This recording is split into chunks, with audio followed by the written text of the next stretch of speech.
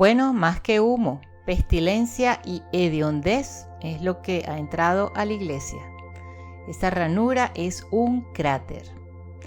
Hace algunos años, el reverendo padre Gregory Hess, que en paz descanse, el cual tenía una licenciatura y doctorado en ley canónica y una licenciatura y doctorado en teología tomística, y trabajó 15 años en el Vaticano, lo cual le permitió ver bien cerca muchas cosas, nos explicaba en sus charlas cómo después del Concilio Vaticano II se habían cambiado todos los ritos de los sacramentos, no solamente la misa, y la mayoría del clero lo criticaban, al igual que a Monseñor Lefebvre en su momento. De lo que nos hablaba el padre Hess es ahora más palpable que nunca y es de terror. Ya hemos explicado en videos anteriores que para que un sacramento sea válido necesita 3 cosas necesarias y suficientes: la materia, la forma y la intención del celebrante. La materia es el elemento físico que se utiliza para administrar el sacramento, por ejemplo, en el bautismo, el agua. La forma son las palabras que pronuncia el ministro y que, unidas a la materia propia y dichas con la intención que tiene la Iglesia, confieren el sacramento. La forma debe ser pronunciada en su integridad, respetando todas las rúbricas, bajo pena de ilicitud, y la sustancia bajo pena de invalidez. Cualquier mutación sustancial que cambiase el sentido de las palabras en otro distinto invalidaría el sacramento. La intención del sacerdote es la intención de la Iglesia, administrar el sacramento. Bueno, lo que les vamos a decir con este video confirma lo que tanto denunciaron Monseñor Lefebvre y el padre Hess y algunos pocos más. Un sacerdote de la arquidiócesis de Detroit, Michigan, se enteró a principios de agosto de este año 2020 que su bautismo, el cual creía haber recibido hace 30 años, fue de hecho inválido y que la mayoría de los sacramentos que había conferido como parte de su ministerio eran también inválidos. Esta es una triste consecuencia de la anarquía litúrgica postconciliar.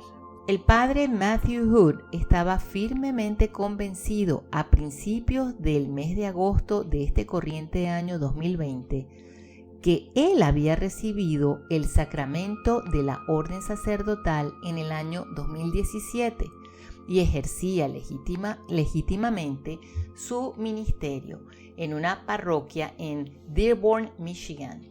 Pero el padre Matthew Hood ni siquiera estaba bautizado.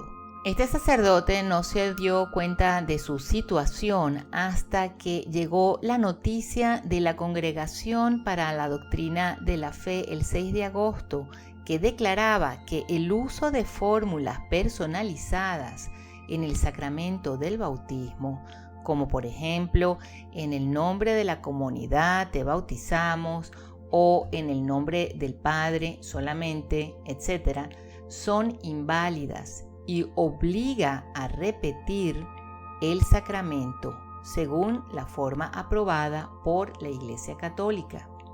Este padre, al leer esta nota, reconoció que en el video que tomaron en su bautizo en el año 1990, el diácono permanente para aquella época, Mark Springer, es que él estuvo a cargo de la mayoría de los bautizos en esa parroquia entre los años 1986 y 1999, usó una fórmula errónea, diciendo nosotros te bautizamos, en lugar de yo te bautizo.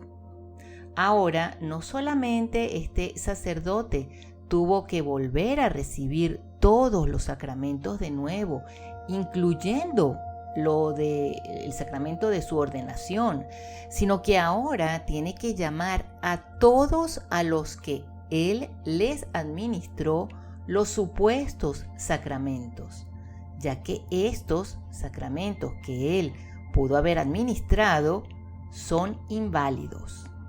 Asimismo, la diócesis trata de ubicar a todos aquellos que fueron bautizados por ese diácono permanente. ¡Qué desastre! De terror. Quiere decir que no hubo ni matrimonios, ni confesiones, ni misas válidas, ni ningún otro sacramento que estuvo a cargo de este sacerdote. Y quién sabe si habrán otros casos por allí. Esto es verdaderamente humo del infierno. Pero es que esta degeneración la contienen los mismos documentos del concilio. Lean Sacrosanctum Concilium, número 68, por ejemplo. Y en el documento leemos: rito breve para casos especiales. Para los casos de bautismos numerosos, en el rito bautismal debe figurar las adaptaciones necesarias que se emplearán a juicio del ordinario del lugar. Redáctese también un rito más breve que pueda ser usado principalmente en las misiones por los catequistas y en general en peligro de muerte por los fieles cuando falta un sacerdote o un diácono. El padre Hess dice que esto no tiene ningún sentido, puesto que en casos de emergencia, la Iglesia siempre ha bautizado con las palabras "Yo te bautizo en el nombre del Padre, del Hijo y del Espíritu Santo". Entonces, ¿para qué un nuevo rito? ¿Qué más breve que esto en caso de emergencia? ¿O tal vez será que todo ahora tiene que decirse en vernáculo, en el dialecto de la zona? Como decía el padre Hess, que en Nueva Guinea las palabras para bautizar serían en el nombre del Padre y del Hijo y del tabú tabú, porque ellos en su dialecto no tienen la palabra Espíritu Santo.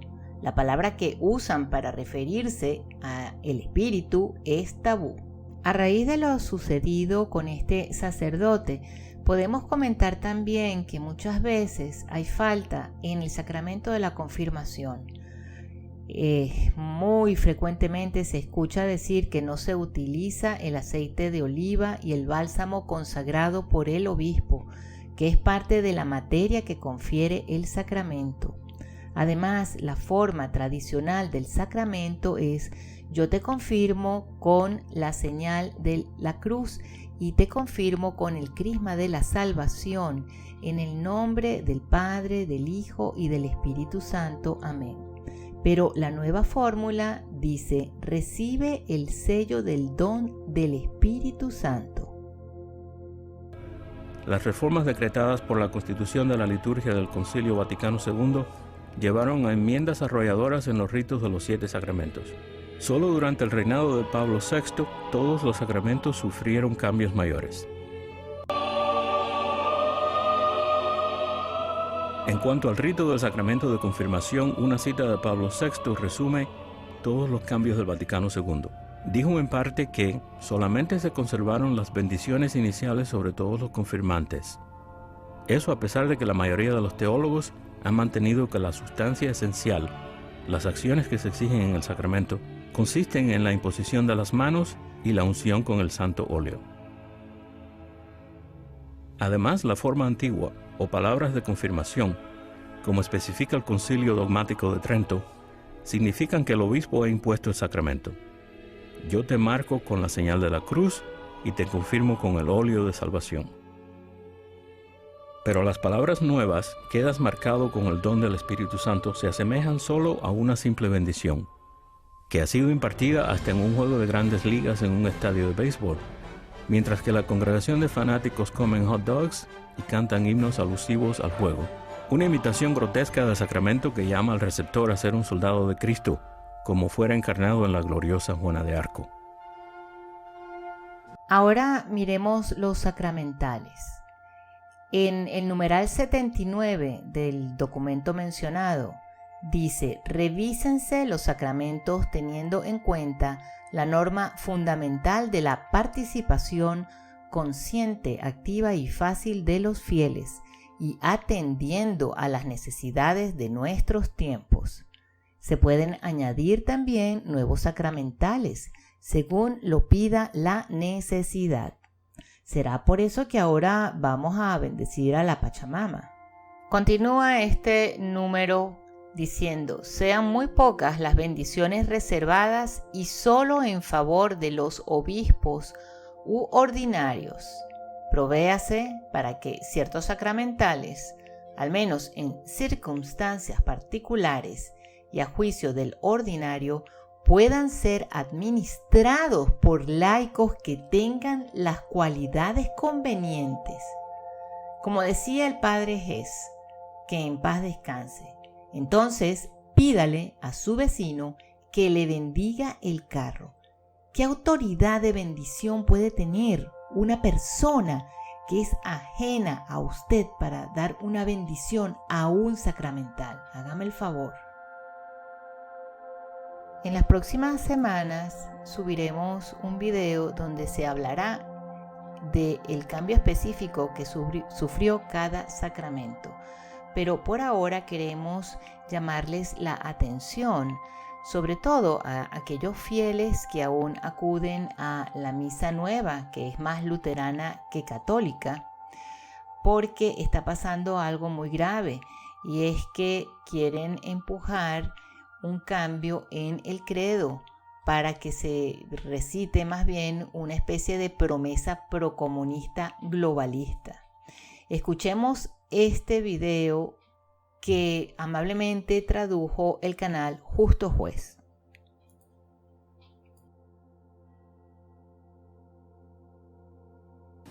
I now invite you to stand and join us in the prayer for racial justice by responding yes to each of the following statements.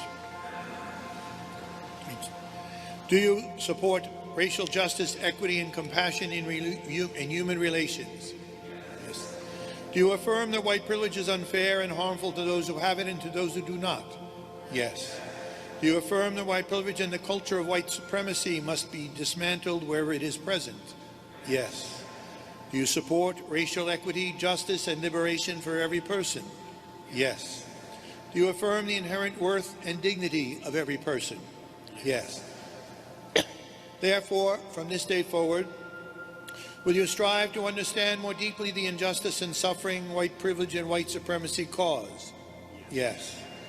Will you commit to help transform our church culture to one that is actively engaged in seeking racial justice and equity for everyone? Yes. Will you make a greater effort to treat all people with the same respect you expect to receive? Yes. Will you commit to developing the courage to live your beliefs and values of racial justice and equality? Yes.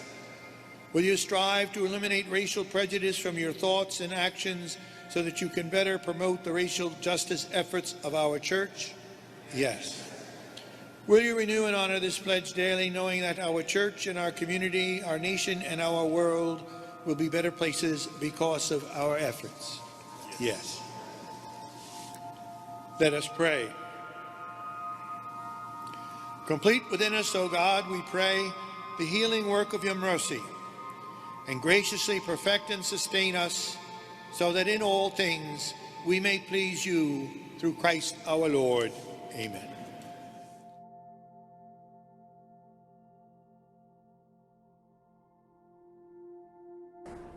About racism, anti-blackness, or violence.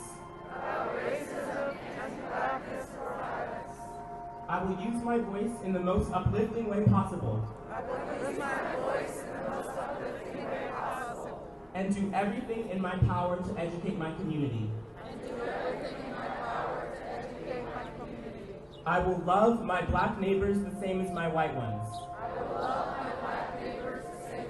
Bueno, ahora nos preguntamos, ¿es que los católicos estamos tan adormecidos, tan tibios, que nadie levantó la voz o se levantó en medio de esta misa luterana católica y se marchó?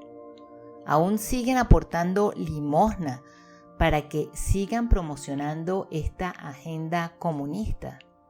Esta organización es pro aborto pro agenda homosexual transgénero, antipaternidad, atea, anticristiana, es procomunista, y esto les va a llegar a todas las parroquias. Es cuestión de tiempo. Católico, la razón por la que se va a misa es para adorar al Padre, al Hijo y al Espíritu Santo, para estar en presencia del único y eterno sacrificio de Jesucristo, recibir a Dios en estado de gracia, de rodillas y en la lengua. Por eso vamos a misa los católicos. Es por eso que por cientos de años la misa tradicional en latín exige normas inalterables en su ejecución sin importar lo que el sacerdote quiera agregar, sus chistes, el cuento de su perro, sus experiencias, etc. Es por eso que les recomendamos que asistan a la misa tradicional en latín, porque en la misa nueva aún los buenos sacerdotes pueden agregar o sustraer lo que les parece. Por eso es que dijimos en un video hace algunas semanas, ¿crees que eres católico todavía? ¿Verdaderamente católico? Estos infiltrados vienen por todo y hay muchos que son sus tontos útiles. Hay que volver a la tradición, porque lo demás es puro protestantismo dentro de la iglesia, puro comunismo disfrazado de populismo y compasión por los pobres. Nadie ha hecho más por los pobres que la Iglesia Católica en sus 2000 años. ¿Recuerdan el empuje y auge de las misiones? Bueno, gracias a la nueva iglesia, todo eso se ha convertido en ONGs en donde se enriquecen muchos y a los pobres les llega bien poco. Despierten y dejen de ser cómodos. Apoyen a la misa tradicional en latín y a las órdenes que realmente conservan la fe. Que Dios nos bendiga y hasta la próxima.